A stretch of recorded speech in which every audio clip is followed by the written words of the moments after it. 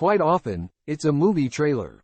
When I see a movie in the theater, I often see the trailer and think, I have to see that, and that's how I came across this movie, Killing Romance.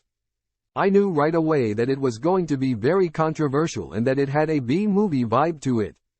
Usually, movies with a B-movie vibe aren't popular when they come out, and then after they're out of theaters, they're kind of discovered and become popular and have a cult following. I don't have a particular preference for B-grade sentiment, but it's not something I feel compelled to watch. The only thing that caught my eye was that Lee Sung-gyun was appearing in a movie that was a little different from his usual image. There are comical images, but lately it's mostly been serious and solemn. Even in the trailer, he shows a little bit of comedy in a squat pose. When I see something like that, I should put everything down while watching the movie and not even think about criticizing it, and let my body go into the movie. It was more of an open-minded way of watching it. At the beginning of the movie, things go exactly as they do in the trailer. Wang Yo-rae Lee Hae-pyung is a famous top star whose commercials go viral and become memes. With the momentum, he decides to make a movie. It's a sci-fi movie with a huge production budget, and it bombed, but Wang Yo-rae's acting is the most talked about part.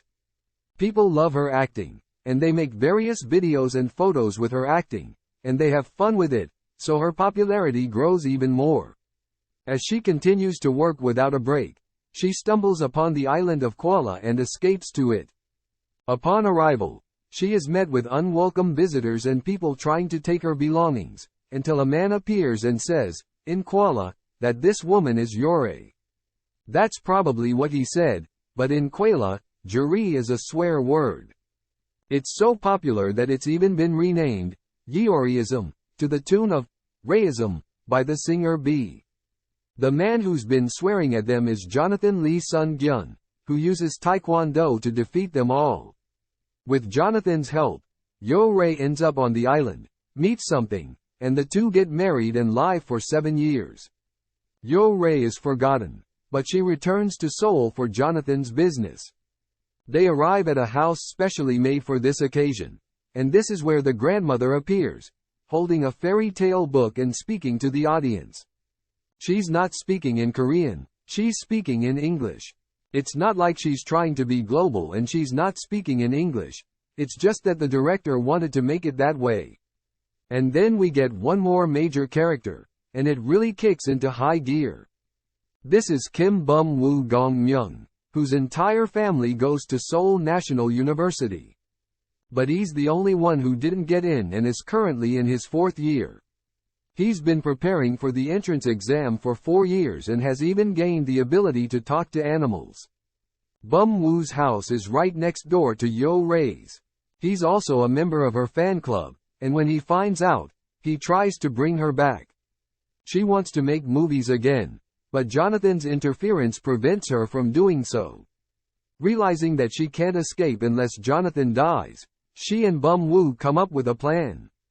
What happens next is the rest of the story. The movie doesn't really take place in reality, which is kind of a shame, because the movie itself unfolds in sickening code. It's a little bit dismissive of reality, so I wonder if they could have been a little more bold and gone with the bottle code and made it even more ridiculous. Maybe the director wanted to do it, but the producers didn't want to do it. I wonder if the movie was made before the pandemic and put off, and now it's coming to theaters. The key to the movie is the happiness of hot and the racism of rain. Jonathan seduces and even hypnotizes Yore by singing Happiness. When the song comes on, you can't help but smile and feel satisfied with your current situation. When Yore's Rayism comes on, you wake up and realize your situation. This part of the movie is interestingly expressed when there is a full-scale confrontation at the end of the movie. The movie sings like a musical, if a little out of place. It's a weird hybrid that doesn't really belong in any genre. There are also humor codes that make you laugh in the middle. Obviously, you can put a humor code there, but I didn't. I don't know why I put up with it when it seems to fit the movie rather well. The composition of the episode is somewhat ridiculous, and it seems to have a lot of likes and dislikes. In fact, the current rating is very bad. A movie like this should really open your mind and watch it while accepting that it is childish. Still, it's a pity. But I think that pushing the bottle taste code and B-grade sentiment more strongly would have fit the movie well.